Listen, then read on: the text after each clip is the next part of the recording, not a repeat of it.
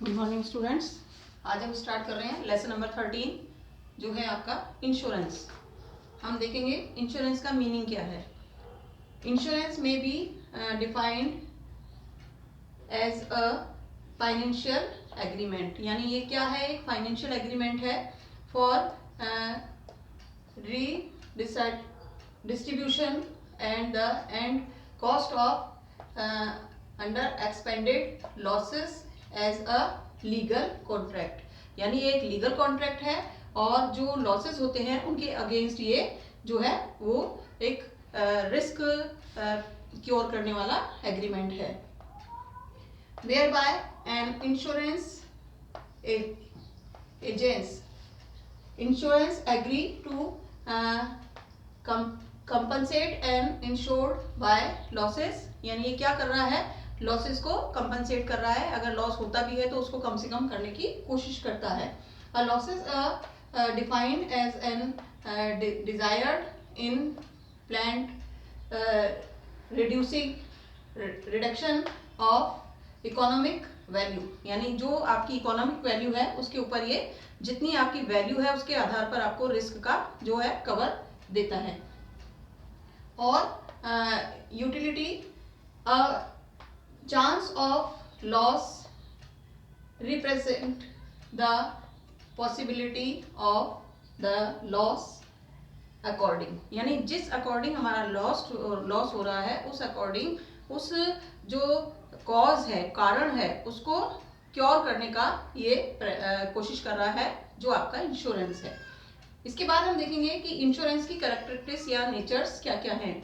अब इसमें मैं आपको इतना सा बता दूं कि जो नेचर और कैरेक्टरिस्टिक्स हैं आपकी बुक में कुछ कैरेक्टरिस्टिक्स तो सही दे रखी हैं और कुछ कैरेक्टरिस्टिक्स जो है वो गलत हैं।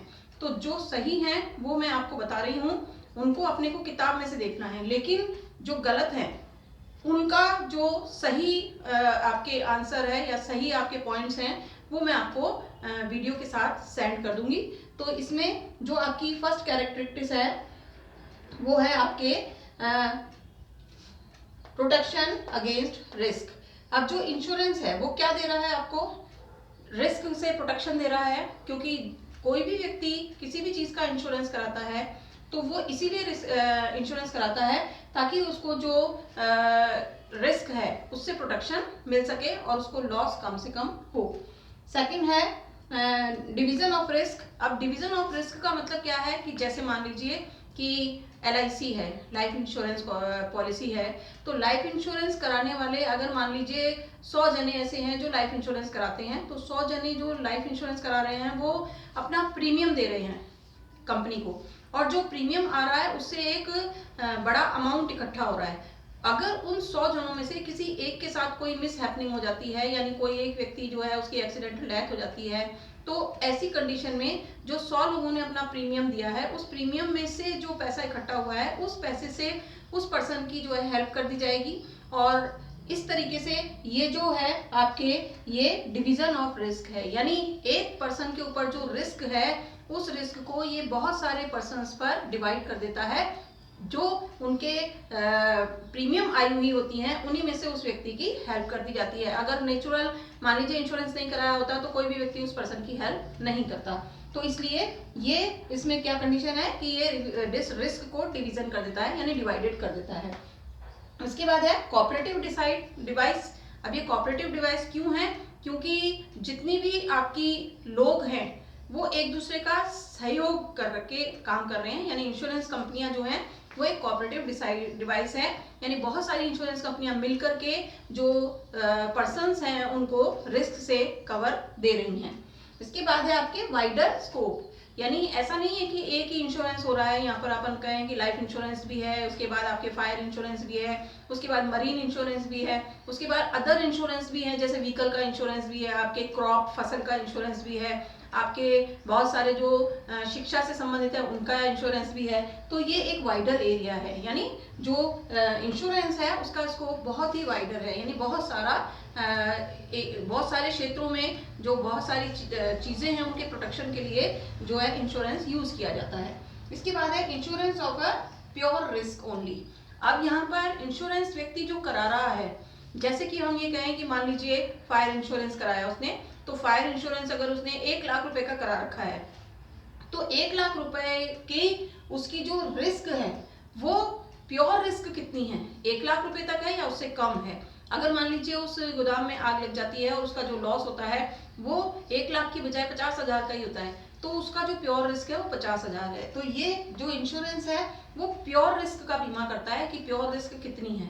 इसके बाद नेक्स्ट यहाँ से लेकर के आपके जो कैरेक्टरिस्टिक्स है पॉइंट नंबर 1, 2, 3, 4 और 5, ये 5 पॉइंट्स तो आपकी किताब में कंप्लीट सही दे रखे हैं, लेकिन इसके आगे के जो पॉइंट्स हैं वो गलत हैं, वो हिंदी मीडियम की किताबों से नहीं मिलते। इसलिए मैंने आपको ये पहले ही बात बताई थी कि जो भी पॉइंट है वो हिंदी मीडियम के अकॉर्डिंग होने चाहिए। तो 5 तक के पॉइंट्स तो आप अपनी किताब में से करेंगे, लेकिन जो 6, 7, 8, 9, 10 और 11 है इनके लिए मैं आपको अपनी नोट्स सेंड कर दूंगी या बुक में से सेंड कर दूंगी, अदर बुक में से, जिसको आपको अपनी कॉपी में करना होगा और उस जगह पेज में कर लें और पेज को उस जगह लगा लें जहां पर किताब में ये टॉपिक दिया हुआ है। तो आगे हम देखें 6 क्या कहता है ये। अब ये 6 आपकी किताब में नहीं है। Insurance is a contract. अब कोई भी व्यक्ति जो इंश्योरेंस कर रहा है, नेचुरल है वो जो कंपनी है उससे कॉन्ट्रैक्ट कोई ना कोई साइन हो रहा है और कॉन्ट्रैक्ट के बेस पर ही ये जो है वो पॉलिसीज वगैरह की जा रही हैं। तो कॉन्ट्रैक्ट इसमें कंपलसरी है, ये समाज के हित में है क्योंकि इसमें रिटर्न कॉन्ट्रैक्ट होता है जिसमें कोई भी पर्सन जो है वो गलत नहीं कह सकता। इसके बाद आपके है 7 रेगुलेटेड अंडर द लॉ। अब क्योंकि जितनी भी इंश्योरेंस कंपनीज हैं जो इंश्योरेंस सेक्टर में काम कर रही हैं वो बाकायदा जो आपकी इंश्योरेंस सेक्टर है उससे रेगुलेट हो रही हैं, यानी उसके रेगुलेशन से रिलेटेड हैं, वो सारे रूल्स और रेगुलेशंस बने हुए हैं जिनको वो इंश्योरेंस कंपनी फॉलो कर रही हैं। इसके बाद है इवेल्युएशन ऑफ रिस्क, यानी बीमा कंपनी जो होती है, इंश्योरेंस कंपनी जो होती है, वो जिस भी एरिया का या जिस भी सेक्टर का या जिस भी टाइप का बीमा कर रही है सबसे पहले वो उसका रिस्क का इवैल्यूएशन करती है। जैसे कि अगर हम ये कहें कि कोई व्यक्ति अपना लाइफ इंश्योरेंस कराने जा रहा है, अगर लाइफ इंश्योरेंस में उस पर्सन का कोई बीमारी नहीं है, वो एकदम हेल्दी है, तो उसकी जो प्रीमियम होगी वो कम होगी। लेकिन अगर कोई व्यक्ति जो है उसमें बड़ी 2-3 जैसे डायबिटीज हो या बीपी हो, ऐसी कोई 2-4 बीमारियां हो, तो ऐसी स्थिति में उसकी जो प्रीमियम होगी वो ज़्यादा होगी क्योंकि एक नॉर्मल कंडीशन वाले पर्सन में जो है वो रिस्क कम है, जबकि एक जो पेशेंट है किसी न किसी बीमारी का उसमें रिस्क ज़्यादा है। तो ये इवैल्यूएशन ऑफ रिस्क जो है वो करते हैं, बिना इवैल्यूएशन के ये जो बीमा कंपनियां होती हैं वो इंश्योरेंस नहीं करती। फिर नॉट अ गैम्बलिंग एक्ट। अब गैम्बलिंग का मतलब ये जुआ नहीं है। क्यों? क्योंकि जो भी व्यक्ति इंश्योरेंस करा रहा है वो अपनी रिस्क को क्योर कराने के लिए बीमा करा रहा है, ना कि कोई जुआ खेल रहा है कि मैं अगर पैसा लगा दूं और मैं अपने जो है वो किसी भी कंडीशन में जो है वो पैसा ले लूं। जैसे मान लीजिए आपने अग्नि बीमा करा दिया और खुद चला के आग लगा दी और बीमा कंपनी से इंश्योरेंस ले लिया, तो ऐसा नहीं है, इसको आप गैम्बलिंग नहीं कह सकते। नेक्स्ट है आपके insurance is not a charity. अब इसको हम चैरिटी भी नहीं कह सकते। क्यों? क्योंकि हम किसी के ये जो इंश्योरेंस की प्रीमियम का पैसा है वो कंपनी को कोई दान में नहीं दे रहे हैं, बल्कि वो पैसा इसलिए दे रहे हैं क्योंकि बीमा कंपनी या इंश्योरेंस कंपनी हमारे रिस्क को प्रोटेक्ट कर रही है, जो हमारा रिस्क है उसको प्रोटेक्ट कर रही है, इसलिए इंश्योरेंस जो है वो चैरिटी भी नहीं है। अब इसकी कुछ अदर जो फीचर्स हैं वो भी हैं। नंबर फर्स्ट है इसमें बेस्ड अपॉन सर्टेन प्रिंसिपल्स, यानी जो बीमा कंपनियां हैं वो किसी न किसी प्रिंसिपल्स पर आधारित हैं, यानी वो किसी न किसी प्रिंसिपल को फॉलो करके इंश्योरेंस का काम कर रही हैं, इसलिए ये प्रिंसिपल बेस्ड है जो इंश्योरेंस है। और फिर सेकंड है insurance operated under institution setup, यानी इनके लिए पर्टिकुलर कोई इंस्टीट्यूशंस बनाए गए हैं। जैसे हम ये कहें लाइफ इंश्योरेंस पॉलिसी है या other insurance policy, other insurance corporations हैं, बहुत सारी जनरल इंश्योरेंस कॉरपोरेशन है, तो बहुत सारी ऐसी संस्थाएं हैं जो इंश्योरेंस का काम कर रही हैं। तो वो बाकायदा एक लॉ के अकॉर्डिंग काम कर रही हैं और अलग अलग सेक्टर में काम कर रही हैं। तो ये हमारे इंश्योरेंस का आपके मीनिंग आ गया और उसके बाद इंश्योरेंस के आपके फीचर्स आ गए या कैरेक्टरिस्टिक्स या नेचर। अब इसके आगे हम जो टॉपिक है वो अगले लेक्चर में करेंगे।